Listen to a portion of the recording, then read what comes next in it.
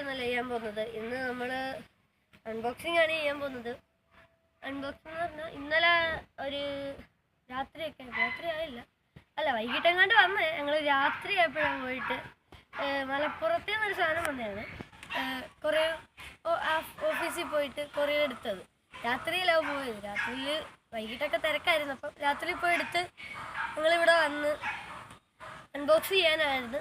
ഇന്നലെ രാത്രി തന്നെ അൺബോക്സ് ചെയ്യാമെന്ന് വിചാരിച്ചു. അപ്പം ഇന്ന് രാവിലെ വീഡിയോ എടുത്തിട്ട് അൺബോക്സ് ചെയ്യാം എന്ന് വിചാരിച്ചു. അപ്പം അൺബോക്സിങ്ങിലേക്ക് പോകാം നമുക്ക്. ഗൈസ്, അപ്പം അൺബോക്സിങ്ങിലേക്ക് പോകാം. സാധനം ദൈവം ഇതാണ് സാധനം ഗൈസ്. അപ്പം നമ്മൾ കത്തി അൺബോക്സ് ചെയ്യാം. സാധനം നല്ല പാക്കിംഗ് ഒക്കെയാണ്. നിങ്ങൾ വിചാരിക്കും ചേടാ കത്തിയുടെ മുഹൂർത്തം പോയി തോന്നുന്നു. സാധനം പോലെ വെയിറ്റ് ഇല്ല.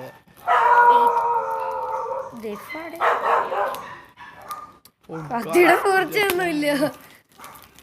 സൈഡ് കത്തിയടാ.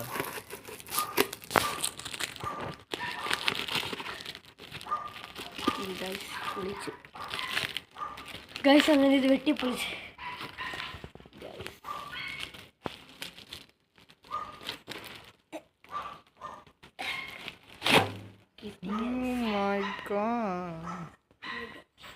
എപ്പാണ് ഗൈസ് ഇത് അവിടുന്ന് പാക്കഡ് ആയിരുന്നെന്ന് തോന്നുന്നു. ഗൈസ് ഇതാണ് സാധനം. ബോക്സിനകത്ത് ഇനിയൊന്നുമില്ല. ബോക്സിനകത്ത് ഗൈസ് ഇതാണ് സാധനം. ഇത് അവിടുന്ന് അൺബോക്സ് ചെയ്തിട്ട് അവർ എന്തൊക്കെ ചെയ്ത് വെച്ച് തന്നെ. ഗൈസ് ഇതാണ് സാധനം. ഇത് ഞാൻ ഇതിൻ്റെ ഇടയ്ക്കൊരു വീഡിയോ ഇട്ടിട്ടുണ്ടായിരുന്നു ദഫ് കളിക്കുന്നത്. അപ്പോൾ അപ്പോഴത്തെ ദഫ് ഒരു പച്ചയായിരുന്നു, അത് പൊട്ടിയിട്ടുണ്ടായിരുന്നു. അപ്പം ഇത് പുതിയ ദഫ്, അത് പൊട്ടിയതുകൊണ്ടാണ് ഇത് മലപ്പുറത്തുനിന്ന് വരുത്തിച്ചത്. മലപ്പുറത്തുനിന്ന് വരുത്തിച്ചല്ല, അവിടുന്ന് വാങ്ങിച്ച്. എൻ്റെ വാപ്പിയല്ല, സോറി വല്യാപ്പി. അവിടുന്ന് വല്യാപ്പിയും പോട്ടെ, എൻ്റെ ഉമ്മിയുടെ വാപ്പി അങ്ങനെയാണ്ടാ പറയുന്നത്. അല്ല ഉമ്മിയുടെ അപ്പിയപ്പ ഇത് വാങ്ങിച്ചിട്ട് അവിടുന്ന് കൊറിയർ അയച്ചു തന്നെ. അപ്പിയപ്പക്ക് അവിടെയാണ് ജോലി. അവിടുന്ന് കൊറിയർ അയച്ചു തന്നെയാണ്. ഇത് അപ്പിയപ്പ അവിടെ വെച്ച് എല്ലാം ചെയ്ത് ഇത്രയും വൃത്തിയാക്കി തന്ന ബോക്സിൽ ഇട്ട് കവർ.